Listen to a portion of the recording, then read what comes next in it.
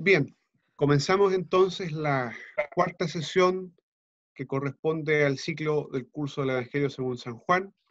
Muchas gracias y bienvenidos a todos.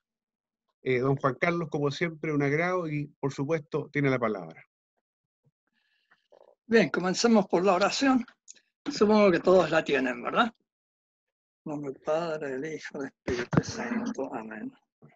Concédenos, Dios misericordioso, desear ardientemente, investigar prudentemente, conocer con verdad y realizar con perfección lo que te es grato, para alabanza y gloria de tu nombre.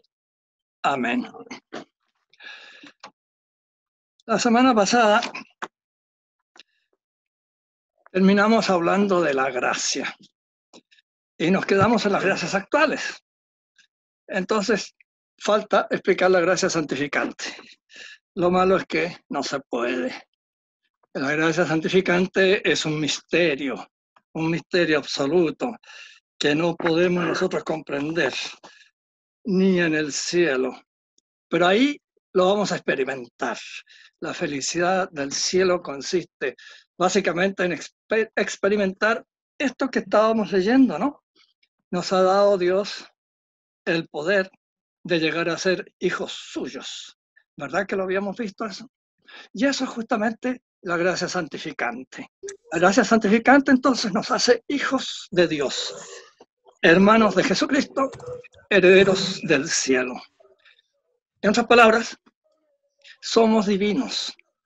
De alguna manera, ese es el problema, ese de alguna manera no lo podemos entender, porque efectivamente Dios es único, no puede haber un segundo Dios. Entonces, ¿cómo nosotros nos incorporamos a Él? No lo podemos entender.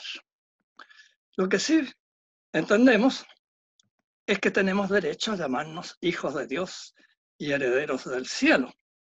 Es una adopción, por lo tanto, porque Dios no se puede dividir, no se puede multiplicar, ¿no es cierto? Y nosotros somos muchos. Así que se trata de una participación muy superior a la natural. Desde el momento que nosotros existimos, somos hechos a imagen y semejanza de Dios, ¿verdad que sí? Lo dice la Sagrada Escritura, ¿no es cierto? Y esa semejanza se debe a que hay algo de espíritu en nosotros, nuestra alma, una parte de nuestro ser es espiritual y por eso es capaz de conocer, amar, ser libre, que son características de Dios. En Dios son absolutas, en nosotros son muy parciales. Entonces, ¿qué ocurre, no? La gracia santificante nos va a elevar por encima de nuestra naturaleza y por eso es que decimos que es sobrenatural. Sobrenatural significa eso.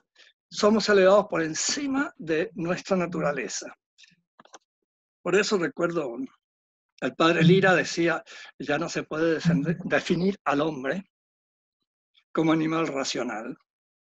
Desde el momento que es bautizado, habría que definirlo como un animal crístico, cristificado. Habría que buscar una palabra, ¿no? Porque justamente es Cristo el que nos hace a nosotros hijos de Dios. De modo que adquirimos un parentesco real, fíjense, no es una ficción jurídica como la adopción que podemos hacer nosotros en la tierra, ¿verdad? Esto es real. Esto va a nuestra propia sustancia, a nuestra propia esencia. No es un accidente. No hay manera de explicar esto. Padre Osvaldo nos decía, falla el lenguaje humano, falla, no podemos expresarlo. Somos realmente hijos de Dios, pero el cómo se produce esto no lo sabemos. Ahora, ¿es completamente real? Sí, es completamente real. Y por eso es que la moral cambió desde que se sabe esto, ¿no? Porque ahora un acto inmoral en un cristiano no es solo una falla, es un asesinato. Mata la vida sobrenatural que hay en nosotros. Nos deja sin la gracia y por lo tanto nos mata algo sustancial a nosotros mismos, que es la gracia santificante.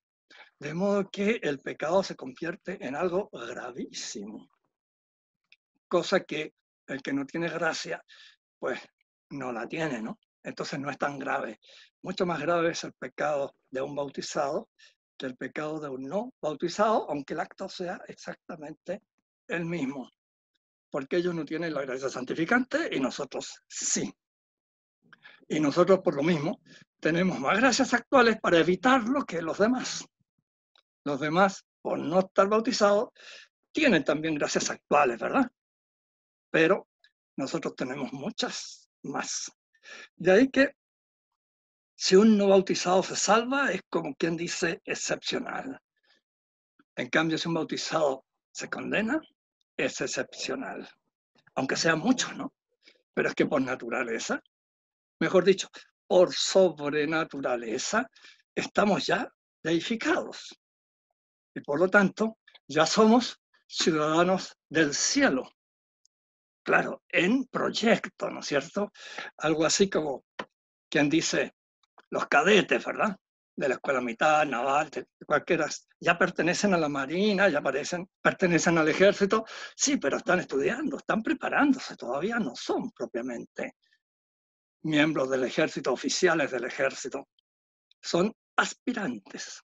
Nosotros somos aspirantes a la Iglesia Católica. Estamos en ella, sí, pero como aspirantes. Y por eso podemos quedar fuera. En cambio, los que ya pertenecen con todo derecho estrictamente a la Iglesia Católica no pueden salir de ella. Ya están confirmados. Son los que están en el cielo. Ahí vamos a comprender mucho mejor esta maravilla que es la gracia santificante. Pero acá no la podemos comprender. Se cuenta de una santa, no me acuerdo en este momento cuál, ¿no? Solo la anécdota, que Dios le mostró un alma en estado de gracia. Y ella dice, es una maravilla tal que me dieron ganas de caer de rodillas y adorarla. Lo que no se puede porque es una criatura, ¿no? Sí, pero una criatura deificada. Y esto es lo que no podemos entender.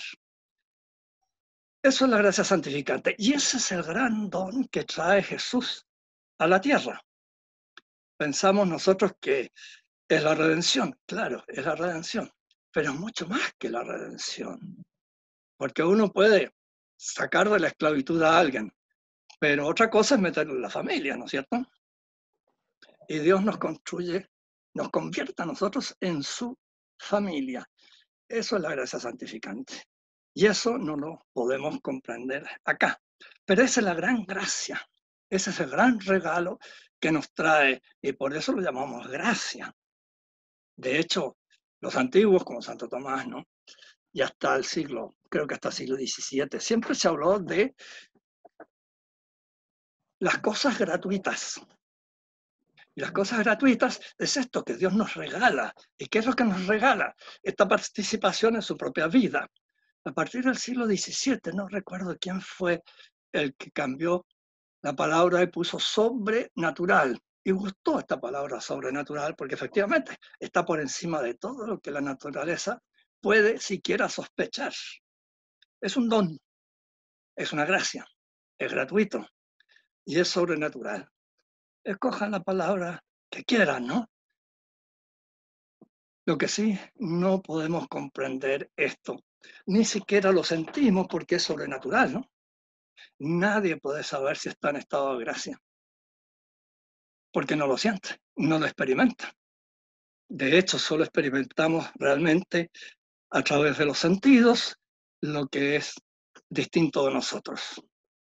Y de nosotros solo experimentamos nuestros sentimientos internos y lo que comprendemos, lo que pensamos, eso también lo experimentamos. Pero la gracia santificante no se experimenta.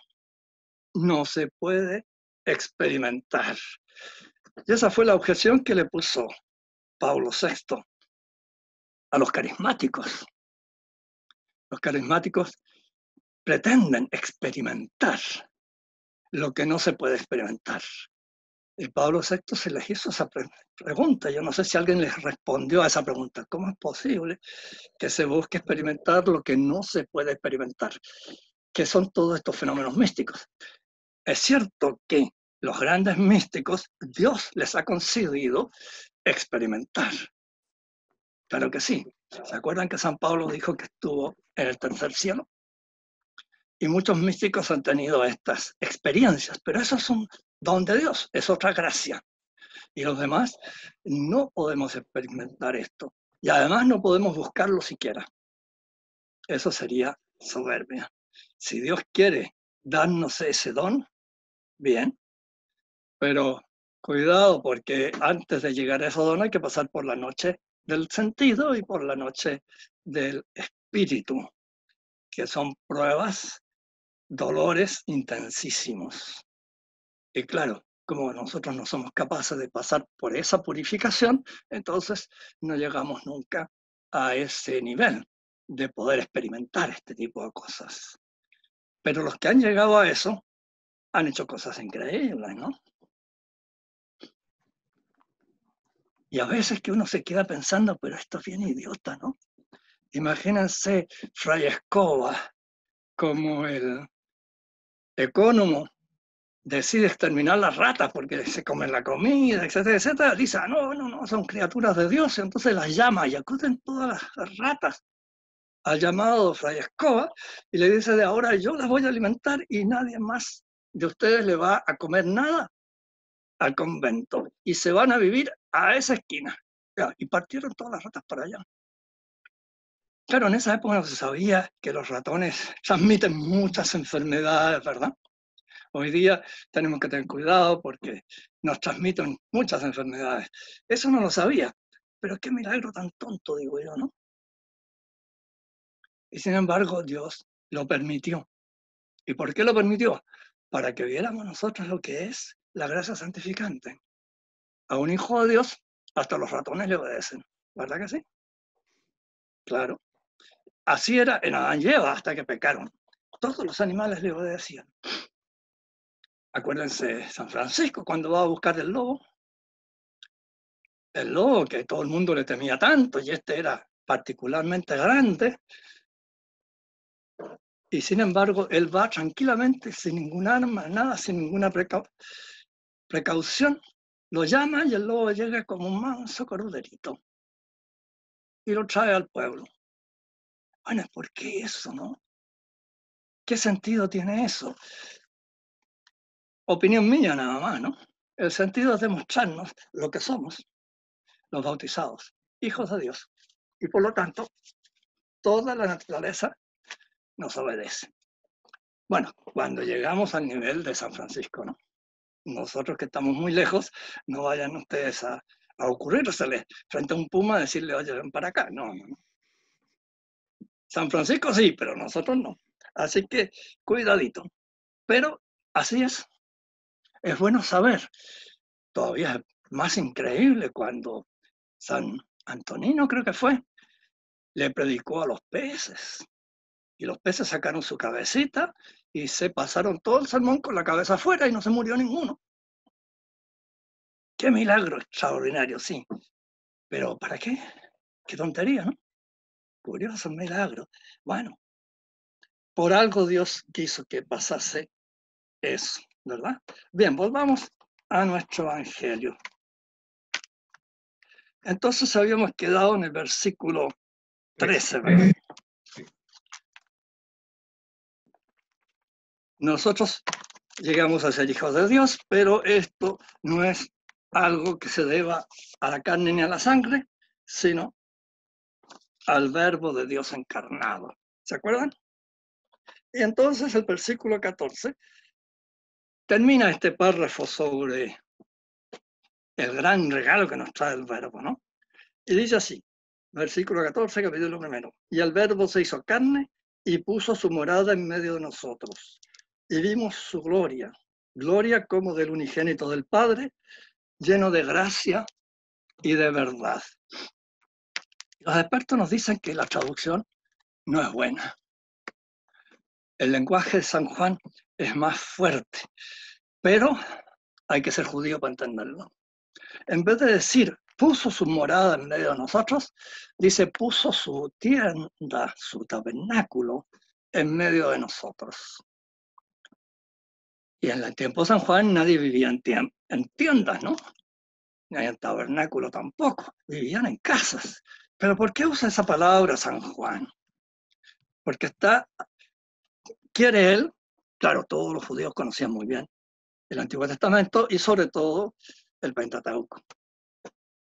Y en el Pentateuco parece que Moisés, después de recibir los mandamientos, después de ver, entre comillas, la gloria de Yahvé, levanta un tabernáculo, levanta una tienda para Yahvé. Y una nube entra en la tienda. Y entonces todos vieron la gloria de Yahvé. Piensen ustedes lo que habrá impresionado a esa gente, que cuando está lista la tienda, entra y el arca, depositan ahí las tablas de la ley y también depositaron maná dentro de arca de la alianza. En medio del desierto aparece una nube que llena ese tabernáculo. Lo mismo pasó cuando se inauguró el templo. Salomón, el día que inaugura el templo, todo el pueblo reunido, claro, afuera, porque el templo mismo es relativamente pequeño y solo los sacerdotes entraban al templo. El resto se quedaba afuera. Pues vino una nube y cubrió el templo. Y no se vio durante un buen rato la gloria de Dios, ¿no es cierto? La manifestación de Dios que tomaba posesión de ese templo.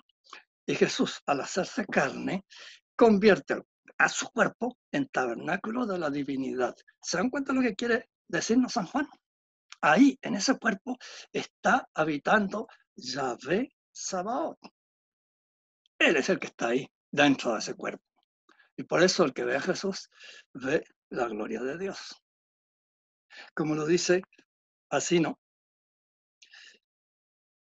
Y el Verbo se hizo carne y puso su morada en medio de nosotros y vimos su gloria. Se preguntan muchos autores por qué dice carne y no dice hombre. Podría haber dicho, ¿no? Se hizo hombre. Sí, pero es que San Juan quiere aquí, otra vez, ¿no? Impresionarnos. Carne era la manera de hablar del hombre en cuanto bestia, en cuanto animal, en cuanto incapaz de muchas cosas, en cuanto débil.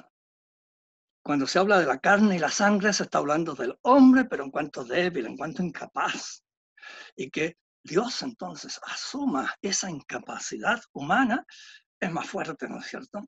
Que por eso San Juan dice, y el Verbo se hizo carne, se hizo un hombre débil, como todos los hombres, sujeto a pasar frío, pasar calor, pasar molestias de todo tipo, cansarse, enfermarse. Todas esas debilidades humanas las asume Dios mismo. Y eso es lo que quiere él decirnos con esta frase. Y vimos su gloria. Esto es también bastante curioso. La gloria de Dios. Santo Tomás define la gloria como clara cum laude noticia. Traducido sería un conocimiento brillante, noticia clara, un conocimiento brillante, tan brillante que nos deja estupefactos. Entonces, ¿qué ocurre? Cum laude. Después nosotros estallamos, ¿no? En un gozo increíble porque hemos visto esta maravilla que nos dejó deslumbrados. Clara cum laude noticia. Eso es la gloria. Y eso es justamente lo que le pasa a los judíos. Recuerdan que después de bajar del monte, Moisés brillaba tanto su rostro que nadie lo podía mirar. Y entonces tuvo que ponerse un velo y cubrir su rostro para que la gente pudiera hablar con él. Porque brillaba ese rostro. Algo parecido pasó en el monte Tabor y posiblemente San Juan recuerda eso, ¿no? ¿Se acuerdan que subió él, su hermano y San Pedro con Jesús al monte Tabor? Y en el monte Tabor se transfigura Jesús y brilla su rostro como el sol y sus vestiduras blancas como la nieve, y quedan estupefactos los discípulos, ¿ven? Vieron la gloria de Jesús. Y aparecen Elías, y aparece Moisés, recuerdan toda la escena, ¿no? Es muy posible que San Juan haya pensado en eso cuando escribió esto. También la gloria de Jesús se ve en los milagros. Mucha gente ha hecho milagros entre los santos, ¿verdad? Pero siempre lo hacen en nombre de Jesucristo o en nombre de la reliquia que tienen ellos en su mano, o del santo no sé cuánto, que son sumamente devotos, pero nunca son ellos los que hacen el milagro. En cambio, Jesús no invoca a nadie, simplemente hace el milagro. Incluso lo hace a distancia cuando sanó al siervo del centurión, ¿verdad? No llegó a su casa. Desde la distancia lo sanó. Y a los demonios que expulsaba, ¿a cuántos demonios habrá expulsado, no? El Evangelio nos cuenta muchos casos. Y a veces dice, y expulsó todos los demonios. Vaya, ¿cuántos serían? Y todo lo hacía él. Y por ahí alguien dice, ¿y quién es este que hasta los demonios le obedecen? Y se acuerdan, en la barca van con sus discípulos, comienza la tormenta y Jesús duerme y lo despiertan. Y Jesús ordena al mar que se tranquilice y se tranquiliza. Ordena al viento que se detenga y se detiene. Y los apóstoles empiezan a decir, ¿quién es este que hasta el viento y el mar le obedecen? Eso es la gloria. Quedan estupefactos, ¿verdad? Pero después de eso, claro, la admiración, ¿verdad? La admiración por este hombre que es capaz de hacer todas estas cosas, ¿no? Ahí está la gloria. En el cielo también vamos a ver la gloria de Dios. Eso va a consistir el cielo, ¿no? Ver la gloria de Dios. Claro que cada uno, según cuán bueno sea, verá más o verá menos. Gozará más o gozará menos. Pero en fin, todos las vamos a ver. Y dice después, gloria como del unigénito del Padre. Este como ha hecho correr mucha tinta. Como del unigénito del Padre. Así que no es el unigénito. Algunas herejías se han apropiado de esta frase, ¿no? Pero resulta que la palabra como tiene varios sentidos, como todas las palabras por lo demás, ¿no? Y hay un sentido que sería el ubicado acá, el como, que indica cualidad, adverbio cualitativo se dice. Por ejemplo, ¿no? Presenciamos un accidente y entonces el abogado sabe que yo presencié el accidente y entonces me dice, usted va a ir al tribunal tal día, tal hora, como testigo. ¿Qué significa ese como? En calidad de testigo, ¿no es cierto? Porque usted es un verdadero testigo y entonces por eso usted va a ir al tribunal a testificar. Ese como significa eso, verdadero. Y en este caso lo mismo, como unigénito del Padre, como el verdadero unigénito del Padre. El único unigénito, porque es único, el único engendrado por el Padre es el Hijo, es el Verbo, es su sabiduría, ¿no? ¿Se acuerdan que ya en la primera charla dijimos que se podía llamar sabiduría? Claro, Él es la sabiduría. Entonces se presenta como hijo del Padre y se nota. Lo nota San Juan. Fíjense que hay un texto en el Evangelio también que dice que Jesús hablaba como quien tiene autoridad. ¿Se dan cuenta? Como quien tiene autoridad. Es decir, cuando él hablaba se notaba que él era la autoridad. Y nadie podía discutir que él hablaba con toda autoridad. Y hay personas que, por su manera de hablar, como que imponen respeto, porque hablan como quien tiene autoridad. En cambio, otro que puede saber hasta más, ¿no? Pero tiene, no sé, mala manera de expresarse y entonces no tiene autoridad, no se impone. En cambio, Jesús se imponía. De hecho, muchas veces lo van a apresar y no se atreven. No, es que nadie ha hablado como él, dicen los soldados, y ninguno se atrevió a apresarlo cuando el Sanedrín lo envió. ¿Por qué?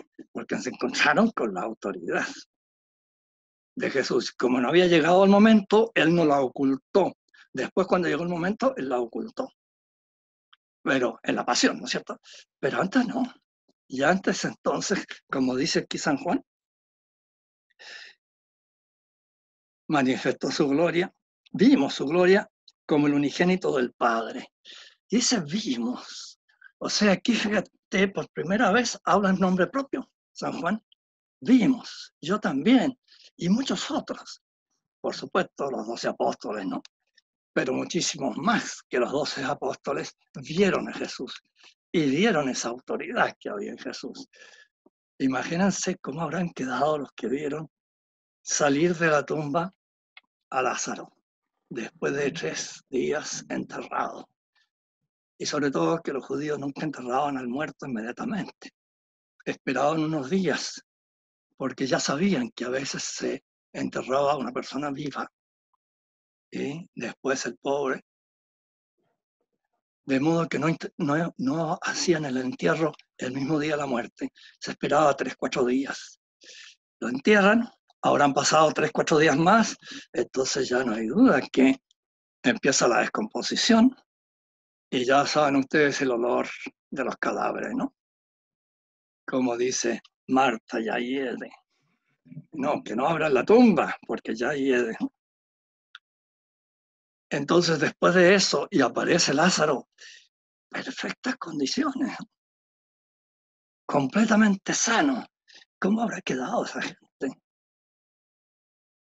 Y lo que es la mala fe, ¿no? Después de eso se reúnen los fariseos y el Sanedrín y deciden matar a Jesús porque hace estas cosas. Vaya, ¿no? En vez de adorarlo, aceptar después de ese milagro, no, ese milagro firma su condena de muerte. Eso se llama mala fe, ¿verdad? Y por algo Jesús les dice que se van a condenar, ¿no? Se los dice bien claramente, ¿verdad? Y bien, entonces, repito el versículo 14, y el Verbo se hizo carne y puso su morada en medio de nosotros, y vimos su gloria, gloria como del unigénito del Padre, lleno de gracia y de verdad. Estas 2 últimas palabras también han hecho que la gente se pregunte qué quiere decir con esto. Lo más probable es que sea lo mismo que he dicho antes, ¿no? La gracia que Dios nos trae nos hace hijos de Dios. ¿Y de dónde viene? De Jesús. Entonces, en Jesús está en grado pleno, claro, porque Él es Dios mismo. A nosotros nos da un poquito y nos hace hijos de Dios con ese poquito que nos da. Pero en Él está en plenitud la gracia. Claro que sí. Y de verdad. Gracia y verdad. Sí. Como Él es Dios, Él lo sabe todo. Él es la fuente de toda verdad. Claro, porque las cosas son verdaderas en la medida en que Dios las hizo verdaderas, en la medida en que ellas son lo que Dios quiere que sean. Y por eso son verdaderas. Pero ¿quién es la verdad? Así, a secas. Dios. De modo que vuelve a proclamar San Juan a Jesús, Dios. Y pensar que en el siglo XIX hubo una serie de católicos que se convencieron de que Jesús jamás había creído ser Dios ni había fundado una iglesia y que esto es una mistificación que se hizo mucho después. Pero aquí vemos cómo en el comienzo mismo ya se sabe que Jesús es Dios. Los discípulos lo saben. Y si ustedes se fijan, después de la resurrección, se nota un cierto silencio en los discípulos cuando se aparece Jesús resucitado, cuando Jesús les habla. Hay una cierta distancia que no había antes, ¿verdad?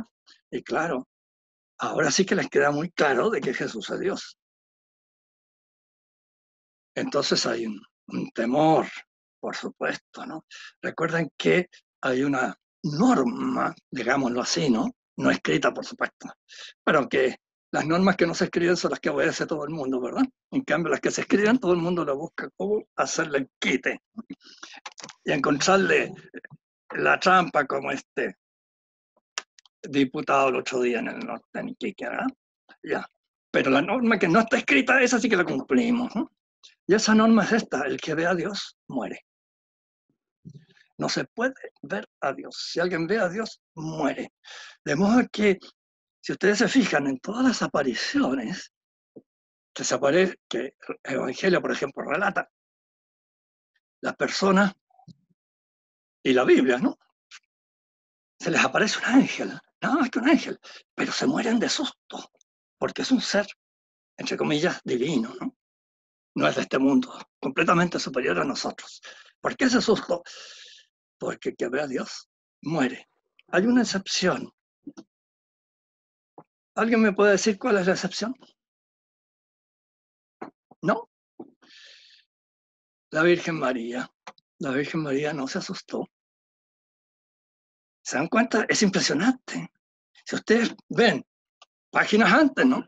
Zacarías se muere de susto cuando el ángel se encuentra con el ángel en el templo. En cambio, la Virgen se turba así, por el saludo del ángel, no por el ángel. Increíble, ¿no? Por el saludo del ángel se turba. Claro, imagínense, la saluda y le dice llena de gracia. ¿Qué puede significar eso, no? El Señor está contigo. Claro que es para turbarse. ¿Qué puede significar estas alabanzas que me hace un ángel? Es para turbarse, ¿verdad? Pero no se asustó. Don Juan Y no Carlos, solo se asustó, sino que después le puso una trampita al ángel a ver si era de verdad un ángel. sí, don Juan Carlos, ¿Mm? quizás sería bueno puntualizar el tema de la divinidad de Jesucristo, porque uno puede encontrar que muchas veces ya el Concilio de Nicea tuvo que puntualizar ese aspecto. No sé si usted podría referirse brevemente sobre ese aspecto en particular. Bueno, y San Juan insiste en esto, y algunos dicen que el motivo de que él escribiera este evangelio, pero algunos dicen, vaya a saber. Soy muy viejo, pero yo no estaba ahí, así que no puedo decirles cómo lo hizo San Juan, ¿no?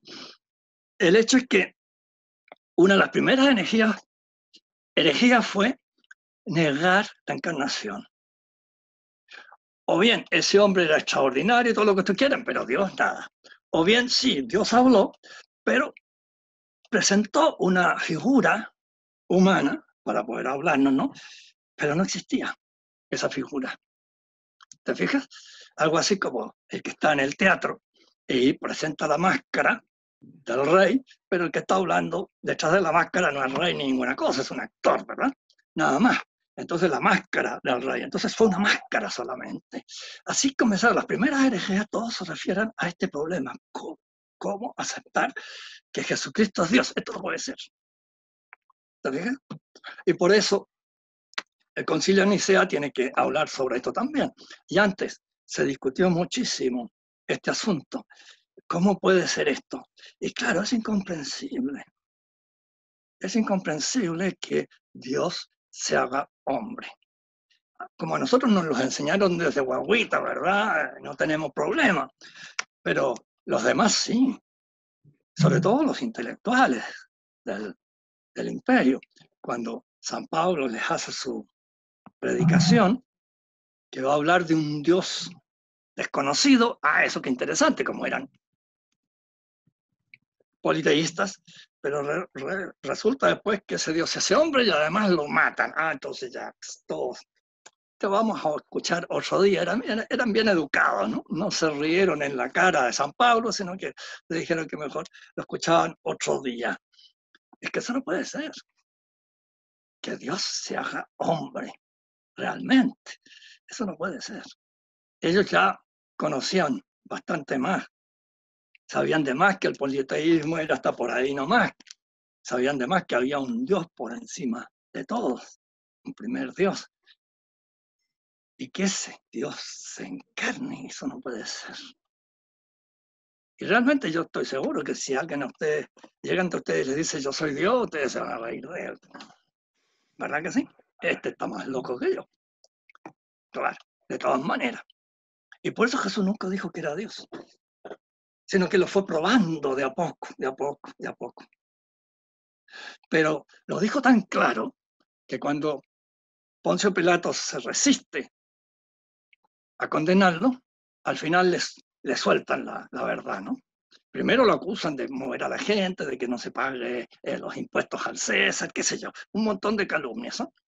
Pero cuando ya ven que nada da resultado, dicen, es que nosotros tenemos una ley y este se hace hijo de Dios y por eso debe morir. Y entonces San Pablo, entonces Poncio Pilato, ahí sí que se asusta. porque efectivamente los dioses en la mitología tenían seres humanos como hijos, ¿no? Un dios con una muchacha o una diosa con un muchacho y engendraban a un ser humano que era hasta cierto punto divino. Entonces, si Jesús era eso, ¿se dan cuenta del susto del pobre Poncio Pilato? A lo mejor el papá de este es Marte, ¿ah? Y yo le mato a su hijo, ay, ay, ay, quiere hacer Marte conmigo. Ahí sí que se asustó Poncio Pilato de verdad. ¿Ven? Pero claro, no eran dioses, eran hijos de un ser humano y de un ser divino. En el pueblo había otras ideas, pero la gente más culta ya no. De modo que esto de que Jesús sea Dios realmente no le entraba en la cabeza. Y muchos que se habían convertido finalmente no podían aceptar esto, de que fuese Dios mismo, en persona, el que estaba dentro de ese hombre. Y era ese hombre. No solo estaba dentro, sino que era ese hombre, ¿no? Por eso los teólogos dicen, Jesús no es persona humana, es persona divina solamente. Porque la persona es el centro, ¿no es cierto? Es el dueño, digamos, de todo lo que es humano, desde dentro. Y Jesús no es persona humana, es persona divina. Y aceptar eso era pero muy difícil. Incluso gente que se convirtió, ¿verdad? ¿Se acuerda que les recordaba yo que moro viejo no hace buen cristiano? Pues pagano viejo no hace buen cristiano, judío viejo no hace buen cristiano. Y las peleas que hubo en la iglesia primitiva nos han contado un poco el cuento de la maravilla que fue la iglesia primitiva. Y claro, hubo gente maravillosa en la iglesia primitiva, pero también hubo gente que fue cualquier cosa menos maravillosa. Y vean ustedes cómo todos los libros del Nuevo Testamento, después de los Evangelios, hablan de los falsos profetas. ¿Y quiénes son los falsos profetas? Son cristianos que están entendiendo mal el Evangelio, pero dicen que su opinión es la verdadera interpretación. Incluso hay todo un movimiento de sabios en esa iglesia, los gnósticos, que ellos eran sabios, eran personas letradas, eran personas cultas, y entonces nos dan la verdadera explicación del Evangelio, según ellos, ¿no? Entonces, el bajo pueblo que sigue creyendo lo que cree, pero nosotros sí sabemos la verdad. Y esos gnósticos destrozan completamente el Evangelio, porque lo interpretan según las ideas paganas, y no tal como lo entendieron los apóstoles. Don Juan Carlos. Hasta el día de hoy, toda herejía es eso, ¿no? Sí, mire, disculpe, dice, hay una pregunta, dice, el apóstol Tomás sí le dice, comillas, Señor mío y Dios mío, y Jesús no solo le corrige, sino que dice que Tomás cree. ¿Se puede considerar esta como la más evidente e indiscutible declaración de divinidad? Por supuesto, con todas sus letras, ¿no? Por supuesto. Ahí está dicho. Pero es que esta gente, los modernistas me refiero, ¿no? Dicen que todos los evangelios se escribieron en el siglo II y después. Y claro, con eso. Pero los historiadores hoy han demostrado perfectamente que no. De hecho, se encontró un trocito que se ha logrado, de papiro, ¿no? Que se ha logrado datar de los años 50 después de Cristo. Y ese trocito trae el Evangelio de San Marcos. 3 líneas nada más, ¿no? En realidad son 7 letras, pero en 3 líneas distintas, lo cual permite identificar perfectamente porque los judíos tenían una manera de escribir muy rara. Ellos escribían, bueno, de izquierda a derecha, ¿no? Y en columna. Y en cada columna había, no me acuerdo cuántas letras, 16 letras, no me acuerdo, 25 letras, lo que fueran, ¿no? Y entonces para abajo ordenadito, ¿no? Entonces, al tener 3 letras, digamos, no eran 7 letras, pero de 3 líneas distintas, las otras estaban borradas, ¿no? O rotas, uno puede identificar cuál es el escrito, porque todos los escritos tenían las mismas letras, ¿se fijan? Porque siempre eran tantas letras y luego las líneas siguientes las mismas cantidad de letras y la misma cantidad de letras, y así se pudo identificar Evangelio de San Marcos. Luego no me digan que los evangelios están escritos después del siglo II y III, ¿no? Ese evangelio ya estaba escrito el año 50 y tantos, que fue lo que determinó el carbono 14 de ese documento. Y hay muchísimos otros detalles que demuestran perfectamente.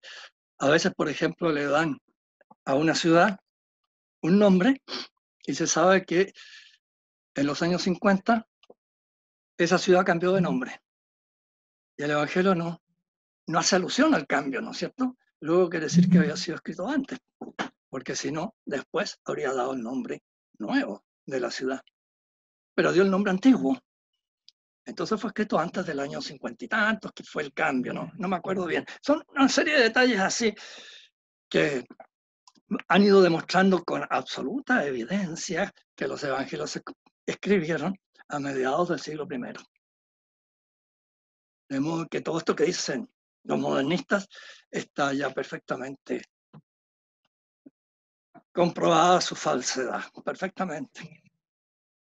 Bien, ¿algo más? Seguimos entonces. Fíjense en una cosa, para que vean ustedes que el que escribió esto es un judío, ¿no? Hemos estado leyendo, y fíjense, comienza hablando del verbo de Dios, versículo 1, ¿no? Y en el sexto dice, hubo un hombre enviado llamado Juan. Se pasa a otro tema, ¿no? Pero luego vuelve al verbo. Y ahora, a partir del 15, vamos a ver otra vez. Y Juan, ¿qué es esto? Este es el modo típico de contar las cosas, de presentar las cosas por los judíos. Nosotros dependemos de los griegos, ¿verdad?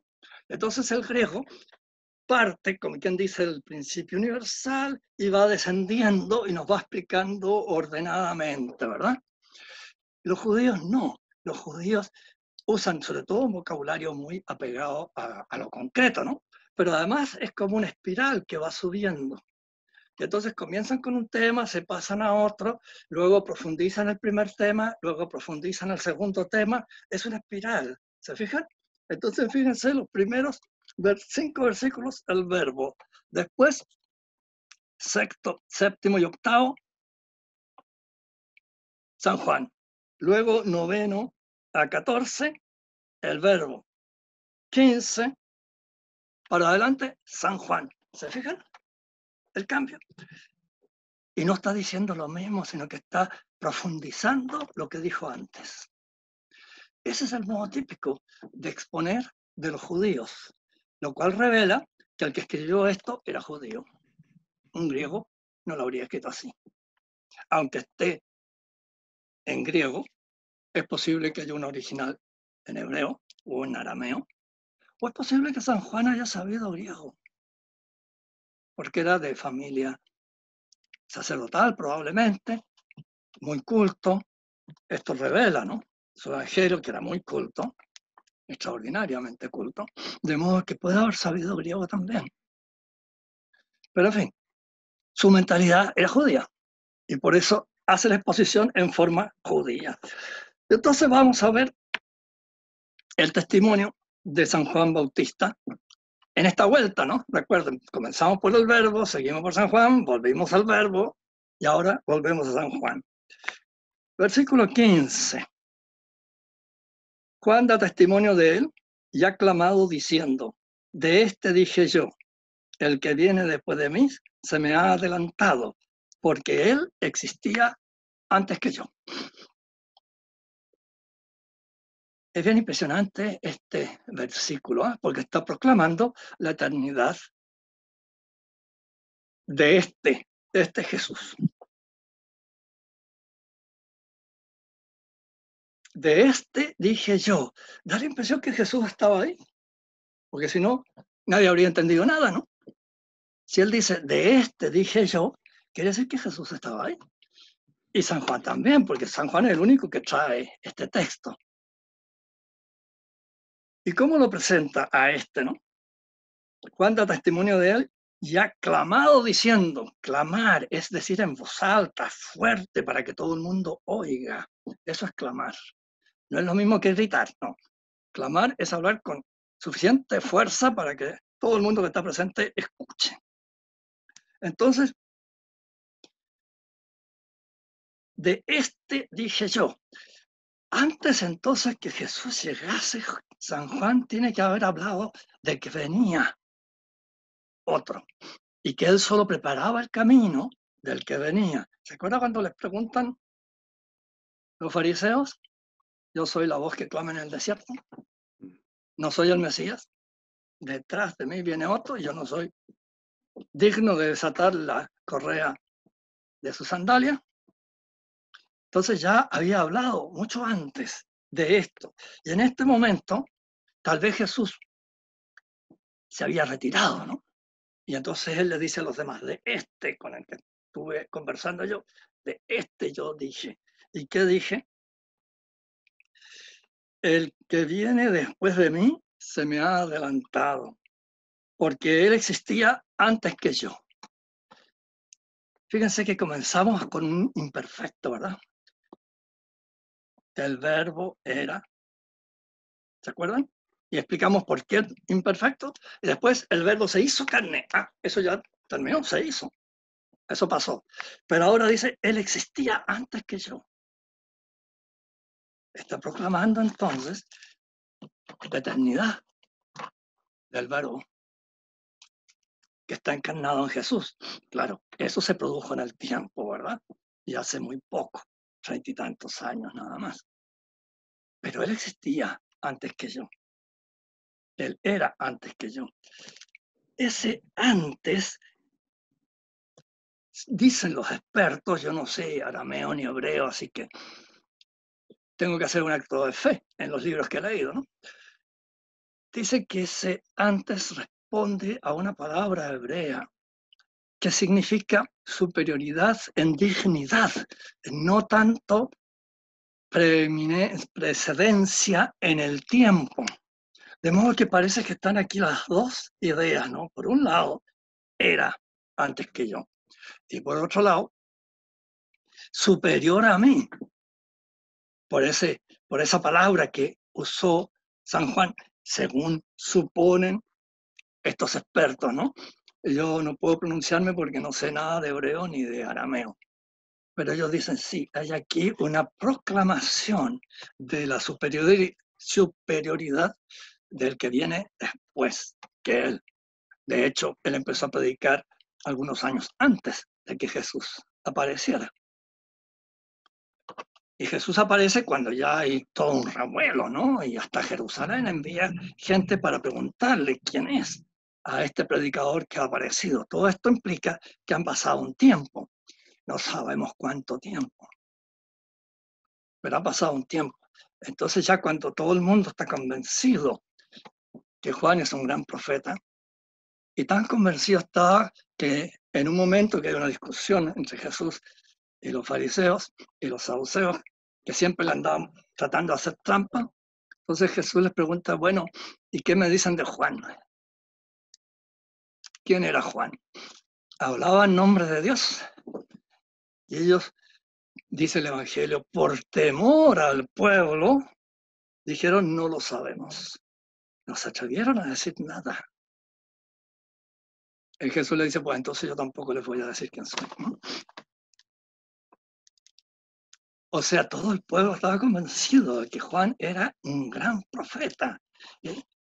Posiblemente el mismo Elías que había vuelto, había muchas historias al respecto, ¿no?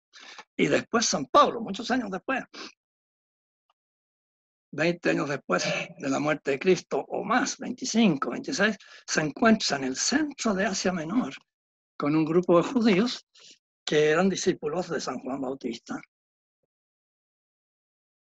Y les pregunta si han recibido el Espíritu Santo y ellos le dicen, nunca hemos oído hablar del Espíritu Santo. O sea, esa gente conoció a San Juan Bautista antes que apareciese Jesucristo.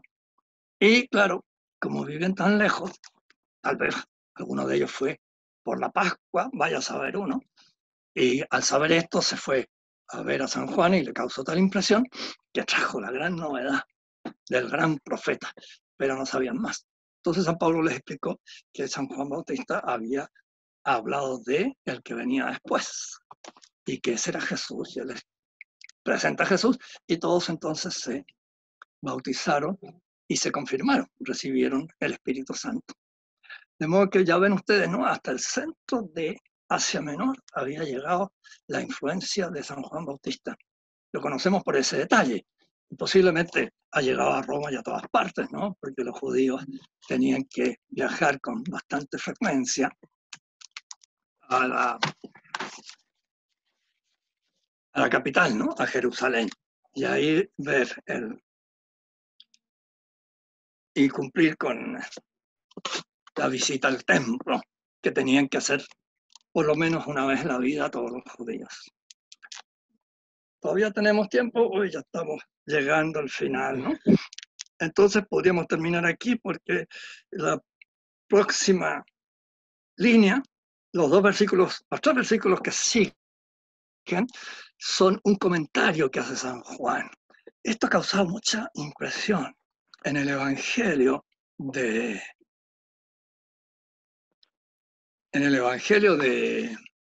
San Juan. A cada rato San Juan hace un comentario que es de él. Pero claro, no dice para nada que es un comentario de él, ¿no? Pero leyéndolo uno se da cuenta. Aquí San Juan está explicando un poco para que todos entendamos. Pero si quieren conocer esa explicación, tendrán que venir la próxima semana a esta misma hora, ¿verdad? Y ahí veremos cómo se explica esto. Hay una Muchas última pregunta, gracias, don Juan Carlos. Hay una última pregunta que es bastante corta, Ajá. pero no sé si la respuesta sea... Pero dice, Dios, que no tenía la necesidad del mundo, aún así lo crea y luego quiere redimirlo con Cristo. No sé si usted podría comentar algo. Claro, por supuesto. Recuerden ustedes que Dios es bondad. Y los filósofos, ya los griegos, ya Platón lo dijo, ¿no? La bondad tiende a difundirse, a comunicarse. Y eso es un principio que han aceptado los filósofos siempre. La bondad se comunica. Y Dios, que es pura bondad, se comunica. Lo que Él quiere es comunicar su felicidad. Y por eso tiene que crear seres inteligentes. Como la inteligencia es la causa de la libertad, esos seres son libres. Y ahí hay un peligro, ¿no? Como son libres, puede extraviarse ese ser. Y ya sabemos, de los ángeles se extraviaron unos cuantos, ¿no? Y los otros fueron fieles y son ángeles, y los que se extraviaron son demonios. Y también creó los seres humanos. La naturaleza material que él creó tenía que tener en su cima, obviamente, seres inteligentes, porque lo que Dios quiere es comunicar su felicidad. Él es inmensamente feliz, como ya lo descubrió Aristóteles, ¿se acuerdan que lo vimos? ¿Y por qué es inmensamente feliz? Porque es una inteligencia, y esa inteligencia conoce, y cuando conoce algo extraordinariamente perfecto, es feliz. Y mientras más perfecto es lo que conoce, más feliz es. ¿Verdad que sí? Y nosotros todos lo hemos experimentado, ¿no? El que es muy aficionado a la música, por ejemplo, goza con cierta música que a él le gusta. Y mientras mejor hecha está esa partitura, más goza. De modo que lo estamos viendo, ¿no? Incluso en los apetitos, digamos, biológicos, ¿verdad? Como el comer, el oler, y eso tan grosero, si ustedes quieren. Sin embargo, lo que nos hace felices es darnos cuenta lo bien preparada que está esa comida, por ejemplo, o el olor que tienen esas flores, o lo que sea, ¿no? Es el darnos cuenta siempre lo que nos hace felices, porque si no, no seríamos felices. Y lo que Dios quiere es eso, comunicar su felicidad, comunicar su bondad. Y es por eso que Él crea. Y es por eso que también Santo Tomás San Juan hizo esa definición tan extraordinaria, que a nadie se le había ocurrido. Que Dios sea la verdad, sí, eso es fácil de entender, ¿no? Que Dios sea la sabiduría, eso es fácil de entender también. pero que Dios sea amor, eso es mucho más difícil de entender. Y San Juan define a Dios como verdad, como ser, como causa, pero también como amor. Y el amor se dirige siempre a otro. ¿Verdad que sí? Sí. Entonces Dios tiene una, entre comillas, ¿no?, necesidad por su bondad de expandir su bondad, de expandir su amor. Y por eso crea. Y bueno, entre los hombres, como hubo esa terrible falla, ¿verdad?, el pecado original, su amor lo impulsa a redimir al hombre. Al fin y al cabo, por eso se habla tanto, ¿no?, de que en el cristianismo lo más propio es el amor. Y hasta cierto punto es verdad decirlo así, ¿no? Claro, lo más propio es la gracia santificante. Pero poner el acento en el amor es también muy cierto. Porque esa es la causa de la creación, el amor. Clarísima respuesta, don Juan Carlos. Muchísimas gracias. Bueno, ciertamente Don Juan Carlos, estamos llamados a la redención, estamos llamados al camino, estamos llamados, ¿cierto?, como dije, a la redención. Así que muchas gracias, don Juan Carlos, muy amable, y nos vemos, por supuesto, el próximo martes a la misma hora para continuar el curso del Evangelio de San Juan.